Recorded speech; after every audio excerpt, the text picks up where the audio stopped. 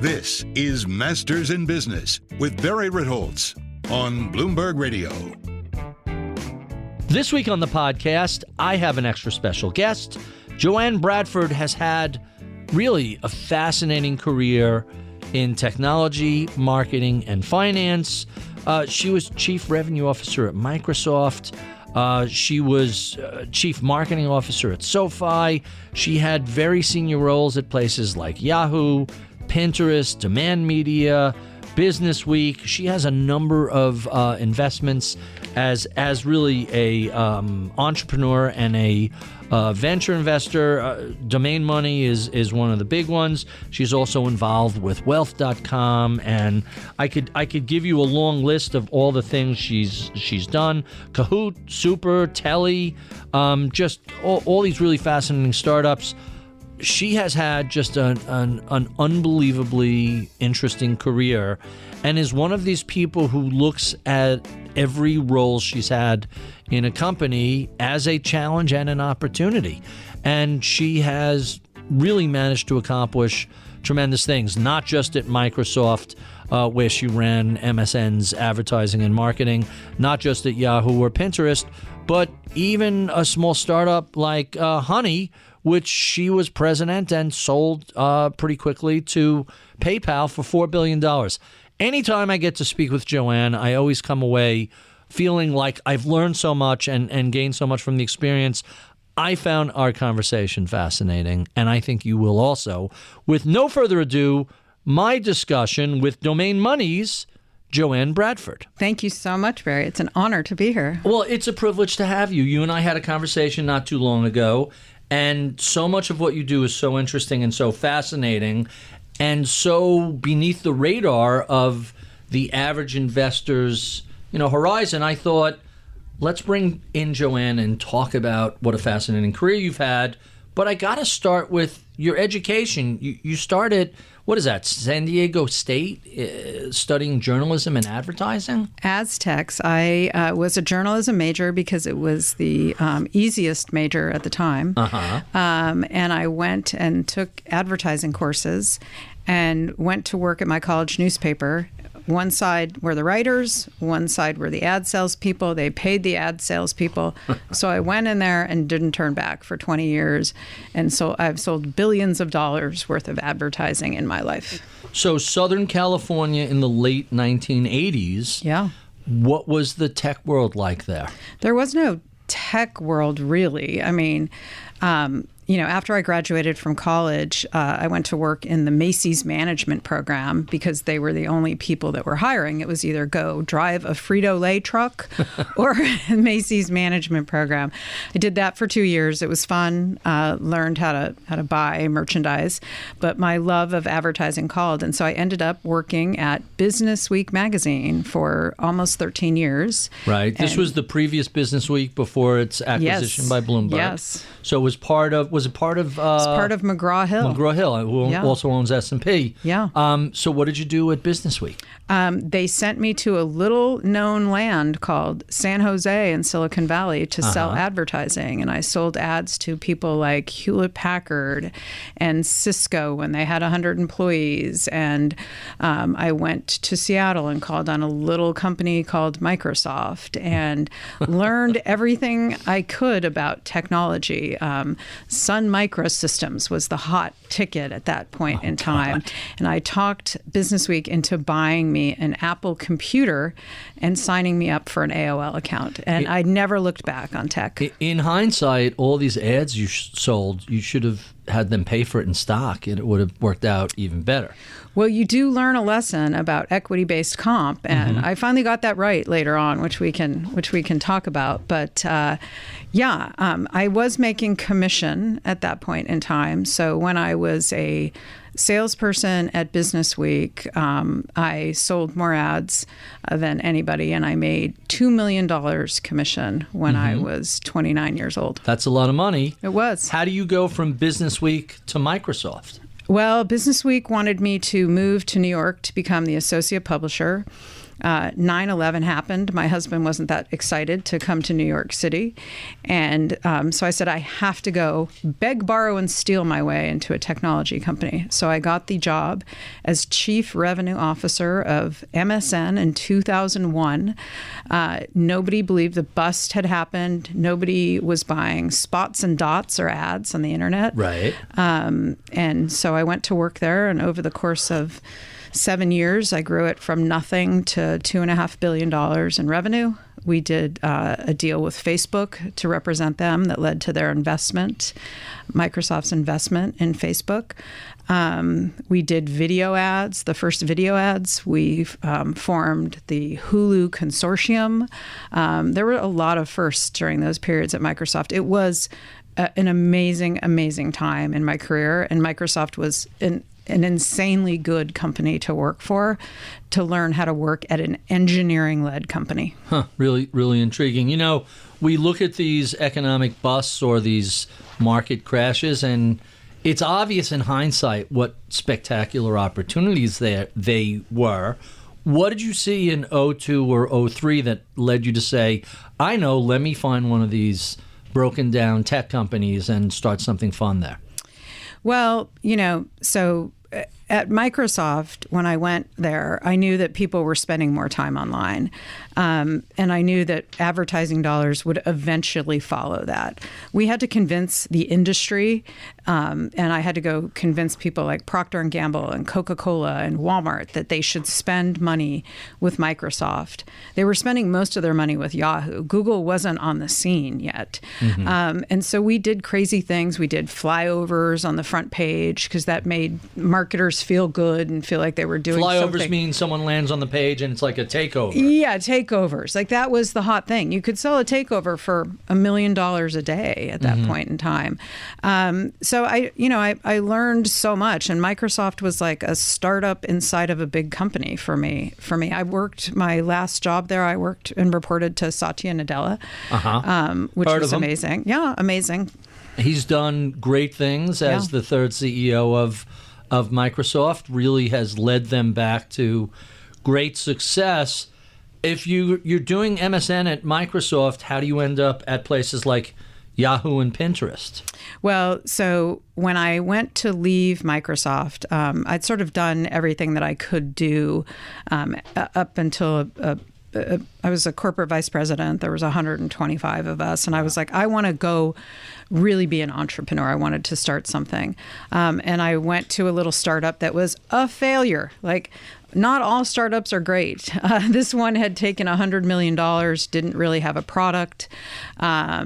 And I spent 6 months there and said, get me out of here. Right. By the way, safe to say, most startups are going to crash and burn. Most are going to crash and burn. It's romanticized. It's hard to navigate as an employee. You don't know what to ask for, what to look at. So then I knew the Yahoo folks. Jerry Yang and Sue Decker asked me to come in and help them in 2008. Again, a giant crash. Right. So I went to Yahoo and worked on their revenue and sales and marketing for a few years. And then I really still had the entrepreneurial itch. So I went to a company called Demand Media, which was sort of the first reverse engineering of the algorithm. We looked at what people were searching for, how to make a smoky eye, how to write a check, how to make a strawberry margarita, and then we'd write that content. And it was called Demand Media, and we took it public. We were doing $450 million in revenue. Google changed the algorithm and wiped out the business. And so everybody out there that is AI dependent, remember, the algorithm can change. It's really true. If you are at all interested, you and I have talked about LinkedIn versus Twitter. If you're on someone else's platform as opposed to your own website, you're absolutely at the mercy and the whim. It doesn't matter if it's Elon Musk or Google just tweaking to get better results. If the algo changes and it affects how often people see your work on that platform, it's a very difficult set of circumstances. Yeah, everybody out there that has dependencies on those platforms needs to figure out alternative channels and alternative ways. And, that is just an important task for people. You can't just optimize. Google will change the algorithm, they'll change the UI, they'll change the rules, regulatory changes will come. I've seen every change possible impact businesses. I mean, remember when we used to sit around and talk about the Facebook news feed? Like it was, we don't do that anymore, right? So this, to just put a little meat on the bones, this isn't just Google and Facebook. It's anybody that's a creator, an influencer, a producer of content. So it's going to be YouTube and Instagram and TikTok and LinkedIn. And I don't know what comes next, but whatever comes next, it's their platform. Stop and think about how much time and effort people put into things like Facebook or Twitter or LinkedIn, and you have zero control over what that final product looks like. That is correct. It's really shocking. So you see the change at Google. It crushes demand media. Yep. Where do you go from there in your survey of the best tech companies in Silicon Valley? Well, at that point in time, I was like, wow, I've been selling internet ads for a long time. I would like to do something different. So I went back to my roots and I became the president of the San Francisco Chronicle. Mm-hmm. And why I did that was because I felt like if you're a Bay Area native and you use SF Gate, it is not a great product. Right. And I really felt like San Francisco and the tech world should have a bigger voice. It's a world-class city. It should have a world-class media, right? It should. At that point in time, I was the independent director for Kara Swisher and Walt Mossberg. I helped them leave the Journal, raise their money, and ultimately I helped them sell it to Vox Media. But I had written a strategy at San Francisco Chronicle for Hearst to sort of reinvent that. And there wasn't really a ton of appetite for it. So I spent 6 months there. Again, I do not mind cutting and running if it's not working out right for me. Pinterest had called several times. I loved Pinterest. I knew Pinterest would be big. Mm-hmm. So I went to Pinterest as the head of partnerships. I set up and sold. I hired 125 ad sellers, account managers, and a team to go out and sell the first promoted pins. My first hire there is now the chief revenue officer there, Bill Watkins. He's a great guy. And we went out and sold the ads. And I knew that Pinterest would be big. I went in there and the valuation was below $1 billion. And I left after 2 years. And at 2 years, the valuation was $13 billion. And so that was a fun run. Right? I'll say that's a hell of a run, right? 1 to 13. Yep. And then what eventually was the bridge between Pinterest and Sofi in 2015? Well, again, I sort of took stock and I said, look, what the heck do I do now? I've sold every ad. I've sold videos. I've sold, keywords, done deals with every single person in the world in the ad tech business. And so I said, I need to go learn something completely new. And I want to work in an industry with new people and new ideas. And a friend of mine that I knew from Business Week said, hey, I work at this little company called Sofi, and they do student loan refi. And I've always been passionate about money. I think people should really, be educated about money, think about their money. Student loan debt is one of the biggest problems in America. And so I said, oh, this is interesting. So I met the founder and I said, look, I don't care if you fire me. I just want to try to do this job. He was a hedge fund guy, and he said, look, I don't know anything about marketing. I want you to build this brand like it's a multi-billion-dollar brand. I want you to take risk and let me know what the risk is. I want you to hit the CAC, which is customer acquisition cost. Mm-hmm. And I want you to make sure that we underwrite loans at quality so we can sell them on the capital markets. And I said, I don't even know what you're talking about, but I will get it done. So that's very much like what takes place with Freddie Mac and Fannie Mae, where they're buying conforming mortgages. So the banks now have the cash to make more loans, and then they sell it to Wall Street. This is sort of Same like thing. Sallie Mae, same basic concept, only private sector. Private sector. So we would, and the premise of Sofi was that students that went to good schools and were getting law degrees and MBAs and had high student loan debt and engineering schools were not going to default on their loans, that they were going to be employable for as long as they wanted employment. And they weren't going to default. And so we really underwrote great qualities of loans. And so we did that. And then we got into the personal loan business, which we were, when I left there, we were doing about $3 billion a month. I was there 2015.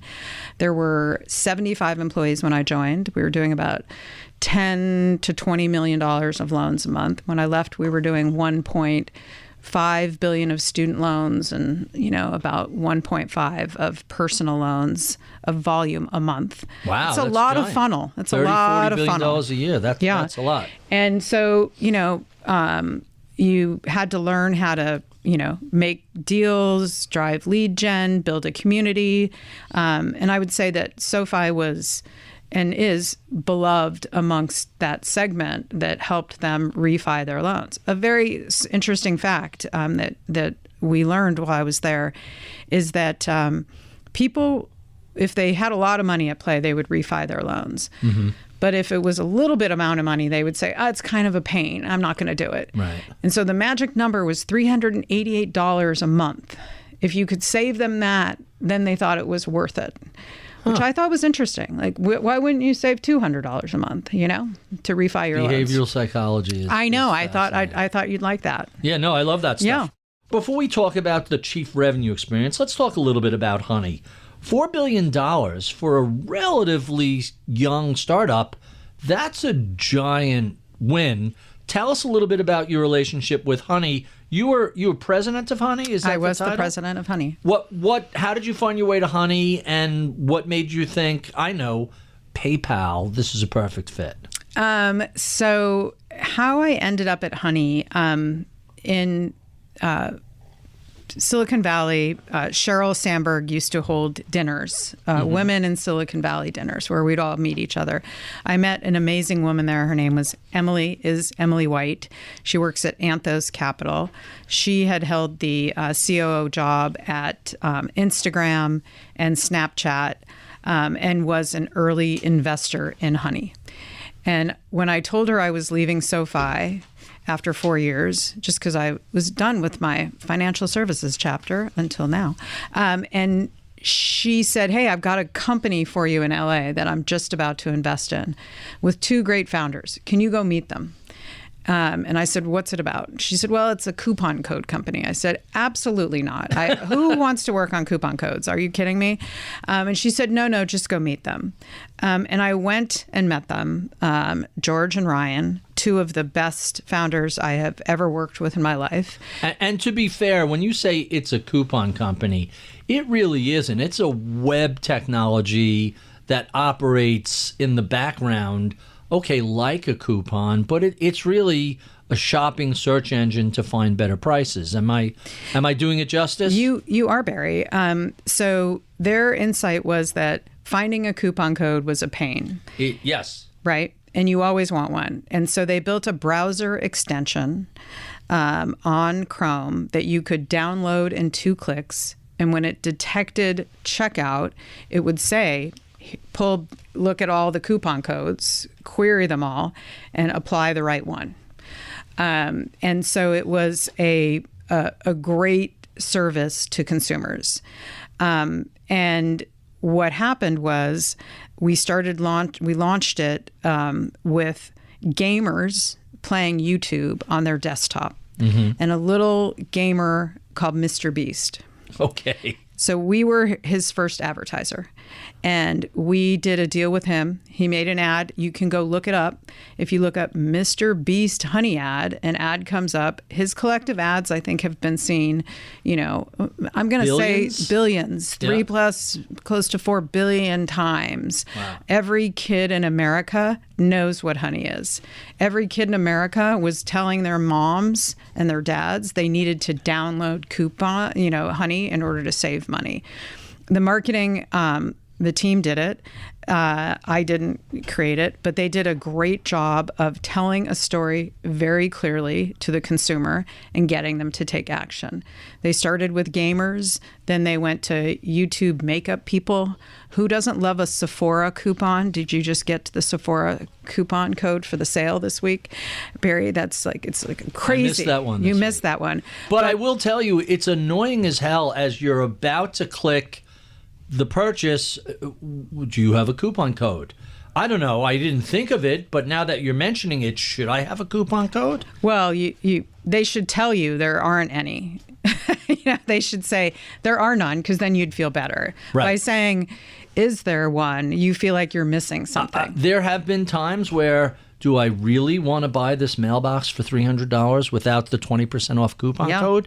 The prompt loses them a sale. It does. And, cart abandonment is a big deal. And so this helped improve that. The revenue model was affiliate. So we got a cut of the transactions that would go through there.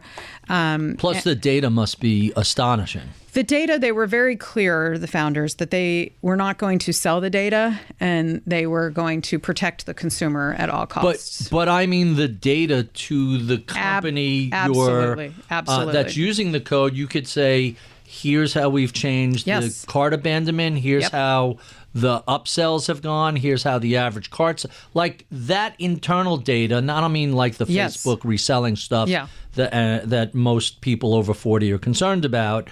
But just the how can we make you better as a retailer? 100%. And you saw where people came from, how they executed it. And so we built some really great products for the merchants. The funding story of Honey is interesting. The founders, George and Ryan, went to every venture capitalist in Silicon Valley, and everyone turned them down. Because it was just, coupons? Is that they said thinking? They sort of turned their nose at coupons, and they also turned their nose at desktop, not mobile. Mobile was the thing at that point in time. And they were like, everything must be mobile. It would be like today you saying we're doing something old and everybody's like, everything must be AI today, right? So everybody said no. And so they raised money. They found Anthos. Anthos got on it. There was a bunch of other private investors that did very, very well. So let's go to the part where PayPal comes into it. So everybody's like, why? Everybody was surprised when the headline came out. PayPal buys Honey for $4 billion. Shocked. And I say to them, don't be shocked. What Honey had was 20 plus net new active users. That was PayPal's metric at that 20 plus 20 million? Net new active users. Wow. That they could add to PayPal's numbers. It was a profitable business. So it didn't have a negative impact to the P&L. And it also brought new engineers and new thinking and a different shopping strategy to PayPal. So, people always come to me or they're like, oh, this company should buy that company. Right. And I just go through the checklist. Do you have a ton of users? Do you have some path to profitability, or better yet, profitability? Right. And do you have strategic thinking and or talent that would give insight? And so PayPal was smart. It checked all the boxes on that. So it was sort of a no-brainer. We did, it was a short time after I joined that we made the transaction. And it was a short time before COVID. We closed the deal January 2nd of 2020. Right. And I'm assuming COVID didn't really hurt them when everybody's home. COVID was excellent for Honey. Right? Everybody's home shopping online. Yeah. I got to think, turns out, we're not hurt by this acquisition. This is right in It was great. what's happening. Our biggest problem was creating ads, new fresh ads for Honey. Every employee was shooting ads in their house. I was like, kids, we're making Honey ads on our iPhones. And it was a really, really fun time to be there and to be part of such an exciting acquisition. So what it really taught me, out for your listeners out there is, when I went in to talk to that company, I asked for three things. I said, can I see the last 3 board decks? And can I see the roadmap? And can you show me your revenue and your profitability? And they had no problem with it. So as a senior level employee or a potential board member of companies, that's what I do. I go look through those because over a course of 9 months, you can see if people addressed a problem, seized an opportunity, know how to talk about things, know how to think about things. And the Honey guys passed all those things with flying colors for me. And they were awesome human beings. So you're talking the way many venture capitalists talk, but I know you well enough to know you don't really think of yourself as a VC. I know you're an investor in a lot of early stage companies, but when someone says, what do? Your answer isn't venture capital. No, I'm I think I invest with my human capital, right? Mm-hmm. I try to get, a significant stake in a company and something that I believe in something that I can help accelerate. So it is a little bit the same process in how I spend my time and effort, and it has to be aligned with my values. So that's how I think about it. That's how I've made my choices. I've had a few pivots in my life on it that have served me well. And I think, I think you can figure out almost anything if you've had experiences in startups and doing things. Like you've built many things. You know how to do it. You know, right, what's going to happen. And you have to be very open to it. So I was very, very open to coupon codes. I was open to Pinterest. I was open to a financial engineered product for student loans. Right. I like things that have not been done before. I like things that are white space in a market. And I think there's just a giant opportunity for talent to find those and to think about it. Don't take the first obvious one because that's kind of painful. Right. So let's talk about some other startups that you have advised or are advising right now. Yeah. What is Super?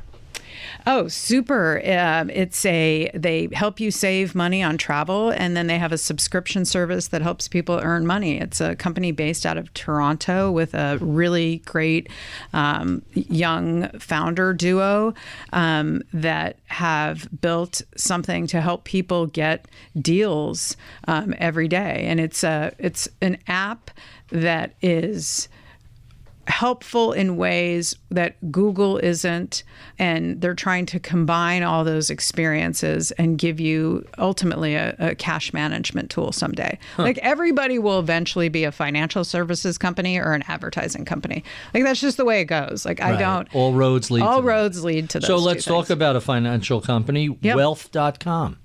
Wealth.com. A really great company that is building AI technology for making trusts, wills, estates easy to manage. Lawyers spend and run up bills to collate your paper, to show you where things are. If you wanted to leave me your watch or I wanted to leave you a Birkin, it would cost a lot. And the lawyer in Wealth.com, you can go in and change it very simply. And it's different in every state. There are different rules. They are compliant in every state. It is a very strong platform for advisors, RAs, and a lot of them are using it. At Domain Money, we use it because most people don't have trusts set up properly, and so they have done that, and they're a B2B company right now, and I think eventually they'll be a B2C company. So let's talk about Domain Money since you brought that up. Tell us a little bit about what you did starting up Domain Money last year and some of the all-stars you're working with. Yeah. So I worked with a certified financial planner called Katie Song when I was at Sofi, and she did a plan for me personally and answered the questions. Can I retire? Can I send my kids to school? Should I buy another home? Can I go on vacation every year for a month? Literally went through my budget, my spending, my potential spending, and my investments. And I loved it so much that I said, let's build a business when I have a moment in time. And so we started working on it. Then Adam Dell was working on Domain Money. He came to me and said, hey, I'm working on this. I said, I've got, this product with Katie Song. We put them together in November. Now, let me interrupt you and just point out for the listener, Adam Dell has a brother named Michael.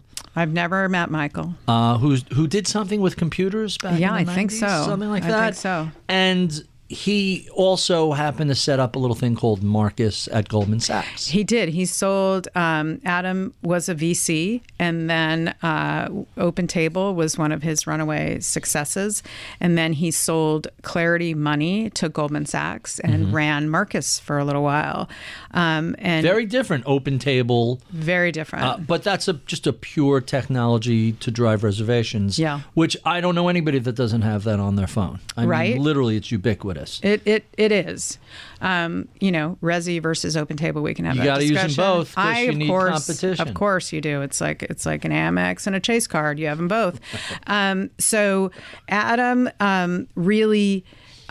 we have a big vision that there's a very big opportunity out there for people that are not in need of an AUM advisor and that don't want to do it themselves. There's a giant gap in that market, sort of, the Home Depot Lowe's of financial services, right? Where you want a little more help, the Equinox of it, the Pre-Novo of it, where you need help, but not forever and not at the expense. And I manage my money both ways. I have AUM and I do some, flat fee on my own. And so we built this product called the one-page plan that will literally analyze what you spend down to your DoorDash, down to your credit card, down to your Amazon, and then look at your investments and tell you need to save $63,000 a year for the next 10 years to get even close to where you're going to be. And here's the 5 action items you need to take. And so we offer that plan for $2,500. If it's more complex, we offer a strategic plan or a full comprehensive plan where we'll help rebalance and do your portfolio for $7,500. We have, people coming to us every day just on word of mouth. People are confused and overwhelmed. They love a TikTok, budget tool. They can't do it themselves. They need more help. And so that's the place in the market that we're serving. I'd say if I had to describe the consumer, they're sort of 38 years old and they wake up and they go, wait a minute, crap, I didn't do all these things. Tax day was Monday. Tax day was Monday. I forget? What did I forget? Why didn't I set my Roth IRA up? Why didn't I start my college fund? You put it off every day and you shouldn't. Nobody here that listens to this show should not have a financial plan. Even if they did it themselves, if they had someone do it for them, you have to have one. Otherwise, you shouldn't be listening to the show. You have some amazing partners with this. I feel like I want to throw a ringer in because people are. So some of the early engineers from Amazon Web Services are part of this. Mark Benioff, who's certainly super well regarded out in Silicon Valley, Palantir and all that. Some kid named Ashton Kutcher is involved. Like, I'm trying to make up a name and I can't. Yeah. That's an incredible set of partners for what's essentially not even a year-old startup. Yeah, I mean, I think, Adam's track record and relationships were able to attract quality investors and quality talent. And now we're just trying to deliver an unbelievable experience for people. If you don't like it, we'll give you your money back. But we have people that are just delighted every day with it. And that's the goal. We want people to have more financial control in their lives. It's too important. For me, it's a value system and a belief system and what you do with your money and how you think about it and how you live. And so that's why I got involved with Domain Money. And it's been very rewarding. It sounds like it. So I want to talk a little bit about when you were in Silicon Valley and working as a woman in what was very much a male-dominated technology field. And I guess the thought was, let me find another male-dominating field. Let me go to finance and see what I could shake up there. But I use that phrase on purpose because I know you've been very influential in different fields from the inside. Tell us a little bit about the evolution that we've seen in technology and now finance. Yeah, let's just, in my early career, many rooms I went into, and still today, I'm the only woman in those rooms. And so I take my responsibility pretty seriously that I have to bring the voice of other women into the room. I work with an organization called the Female Quotient, how it started, and everybody should go follow it on social. They have viral videos. They had one go viral with 100 million views the other day. Wow. They started doing events at CES and South by Southwest and trade shows all around the world where they created a place for women to go and convene. And all of the power women went there. They called it the Girls Lounge. You could go in and get a hair blow dry and a makeup and have a glass of champagne. It has since turned into the Equality Lounge, and they do programming in every one of those lounges, and they let everybody in. Everybody is welcome. You don't have to have a badge to the show. They're like, look, if you're in town, come by. If you're support staff and you can't get into the party, we don't believe in that. So everybody comes. It's one of the most powerful places at CES, at Davos, at South by Southwest. What it has reinforced for me is that women need to convene. They need to support each other. They need to see each other being successful and how that's normalized. So for men, and Barry, you and I have had this conversation, I think it's important to, number one, if I ran a company and I was a man, I would give them allowance or budget to go convene as women with other women in their industry. Tomorrow I'm going to the CNBC Changemakers, which is their women initiative that is launching this year. It would be a great afternoon gathering and talks by other women that have made significant changes for the year. And there's just a great opportunity to network and connect at those things. If the leader from your organization goes out and shows up in the community, it's going to attract other people from the community, right? It's pretty basic. And so that's number one. Number two is that you really have to give people responsibility. I asked for responsibility at every turn in my life. I was about to bring that up because you've told stories about Microsoft. Yep. You told stories that I've heard at Yahoo where you went to senior management and said, listen, I have more bandwidth and here's what I want to do. Yeah. What are those conversations like? How do they go? And is everybody always receptive? They're not always receptive, but look, today putting an idea down on a piece of paper and sending it to someone is free. And what it shows people is how serious you are about that idea and that you've put some thought into it. And those have been pivotal turning moments for me in my career, where I took pen to paper, and you can do it with AI now, so it's not even that hard, right? I take notes on everything I do. I spit it into, I like Bard's tone of voice better than ChatGPT, but that's just me. And I'm like, okay, write me a proposal based on these 5 things I just saw, and what would it be? And then I'm like, should I do this? Should I not do this? But I did the same thing in my early days. At Business Week, I was like, hey, we need to go buy a URL. Okay. Convinced Business Week that we should put advertiser links on a page in the magazine. I'm like, I will get money for that page of advertising. So we sold people's URL listings on a page in Business Week. We sold a crossword in Business Week. I was like, let's put a crossword in there. I think it's a good idea. You just have to keep putting ideas forward, and then people will see that. And so as a woman, I said, that's how I'm going to break through. That's what I'm going to do. What happened in a place like Microsoft that was very much an old boys club? It's Bill and Steve and the rest of the crew. When you say, hey, I want to convene a group of women to talk about how we could do better at Microsoft, do they take it seriously? Is there a little snickering? What's the response? They said great. They said great. This is post DOJ antitrust case. Yes. So there was a little sensitivity as to how they looked in emails and elsewhere, I would imagine. Yes. I worked more closely with Steve there, and still keep in touch with him.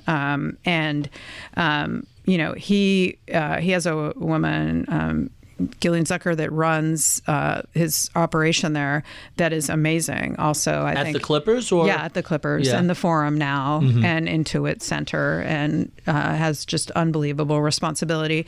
And is that a sea change from 20 years ago? Look. He always gave everybody opportunity. I didn't feel there was any gender bias in his approach. He was just like, get it done. Get it done. Know your numbers. Get it done. I've always sort of worked for and signed up for tours of duties with people that I felt were just like, yeah, get it done. And so I think it's just important that you give people the opportunity. And I don't care if it's, male or female, but to put ideas forth on how they want things changed, because they see them, they know them better than you do. And I saw the video opportunity. So I did a thing called Live Earth, where 7707, where we beamed music around for 24 hours. Oh, sure. I remember. Yeah, that was, I went to Microsoft. That was you? I had no idea. I did that. I did that with Kevin Wall, and Bobby Schreiber helped me, and we had every artist in the world doing that, and it was to promote Microsoft's video player, and it was the largest streamed event globally until that guy jumped out of the plane on YouTube, which was a long time. And I took the risk. Microsoft was not a sustainability focused company at that point in time, and they were like, Joanne, this isn't so great. I'm like, I'm going to pay for it with advertising, and I got General Motors to sponsor it, and it was a huge success. But we wrote that up and took it in and presented the P&L for it and got it done. So anything's possible when you put it to paper. So you're at maybe not a giant company like Microsoft, but a smaller firm that maybe isn't paying as much attention to gender issues because they're swimming as fast as they can against the tide. And you bring up an idea, hey, I want to convene the women on your investment committee or the women who work in your sales group. What's the response like from companies, and what are the net results when you get a group together like that? Yeah, I'll talk about the Pinterest experience. When I worked at Pinterest, I was much older than the average employee. Mm-hmm. A lot of employees were starting to have kids, and the moms were really sort of, overwhelmed, right? Because it was a startup environment. We were going hard. And am I remember correctly, was Pinterest very much a female user base? Yes, it was. Right? Like 80%, some crazy number? Yes. And we were 30% women when I was there, which was interesting. And the moms wanted to convene. And so I said, just give me an hour of meeting space. We just want them to get together and share information and knowledge. Things as basic as, how are you dealing with preparing meals for your kids, to my recruiter nanny, she had to fire her suddenly one day, and what do you do in that situation, and how do you communicate that to your boss, your manager, in those kinds of environments. And I will say today that Pinterest has carried that on, and I still talk to many of those women. I did a group talk for Pinterest the other day, where there's many of those mothers that say that was the difference between this being bearable and unbearable for me. This was the difference between me feeling like I'm failing at my job or doing well at my job, that I have some common ground. And so let people find common ground. You don't have to control everything.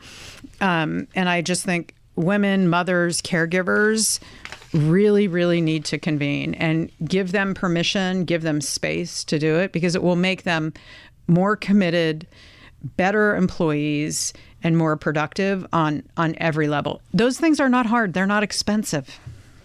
So I have to point one thing out that I'm fascinated by you, and I don't know if this is coincidental or just a component of your personality, but it seems that each of your major career events all seem to take place in these wild dislocations. So you start at Microsoft in the midst of the dot-com implosion. Terrible. Right? NASDAQ down 81%, peak to trough. Yeah. The next gig starts pretty much in the middle of the financial crisis. Yes. And then the Honey transaction, literally day one of the pandemic. Yes. Is it that you just see opportunities when there's sort of mayhem and everybody's running around with their heads cut off? Or is this just some crazy dumb luck? I mean, I've asked myself that question. All of my friends would tell me never to do the jobs that I took. Right. Okay. That's some terrible advice. Yeah, I don't take it. And my youngest daughter told me this, and it's a good friend of mine just wrote a book that's titled it, "Nobody Cares What You Do or Where You Work." I have her coming in next month. Yeah. From Barstool Sports. Erica worked for me and with me for 10 years. Oh, I had no idea. Yeah. That's completely coincidental. Yes. I love the title of that book. Yeah. And so, when I would lament about it, my daughter would just go, "Mom, nobody cares. Like, nobody cares what you do, what you put on LinkedIn, what you say, where you go. So you need to just really get over it." Kids keep you honest, don't they? Keeps you really, really honest. And so, I don't think, when I started working, it was go to work responsibly, work up the ladder as far as you can go in a company. I got up the ladder pretty quickly in a lot of companies to very senior positions. And then I was like, wait a minute, do I want to do this for the rest of my life? And the answer was no. The answer was, I like the excitement of building. I like the excitement of new territories and new industries. And so that is really sort of my larger calling on this stuff than like, am I a crazy risk taker, jumping out of, corporate jobs, playing the equivalent of that? No. Well, they seem to have worked out. So it's not like you're risk embracing with no upside. You seem to be appropriately risk embracing, or at least looking at, with the advantage of hindsight bias, looking at the track record, it seems that you took the right amount of risk at the right time in the right places, or you've just been on an incredibly lucky run of dice, and I don't believe it's the latter. I think it's the former.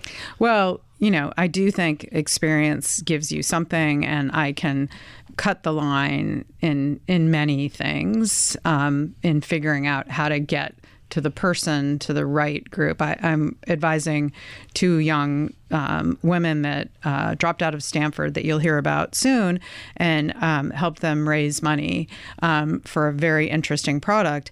And we were able to sort of short circuit the system and get them in front of the right people very quickly. And, I can bring that skill to a lot of different scenarios. And so that's what I try to do, right? And the sort of 3 key areas I focus on my life are, number 1 is really financial well-being. I want everybody to just makes your life better on every front.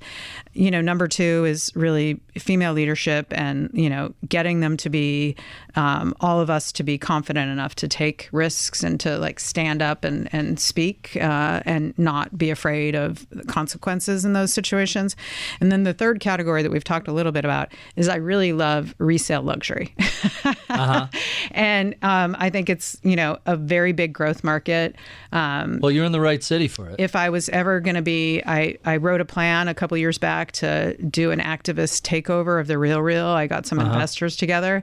I just hate the way that a company is run. So if there's anybody out there listening, I wrote a plan, but they have a $300 million convertible debt note that triggers in a change of control. So I abandoned that. And they're private, right? No, they're public. They went public, the Real? They went public. I was an investor. They went out at $2 billion. I think it's worth, $150 million today. I can't even look at it because it's so painful. Down 85% usually engenders a change in control. I understand. But so in the meantime, that market is going to grow like crazy. So I'm working on a few projects in that category. But, and it's also a community-based product, right? People are buying from each other. There's an unbelievable world of crazy stuff going on Instagram and social selling and those platforms.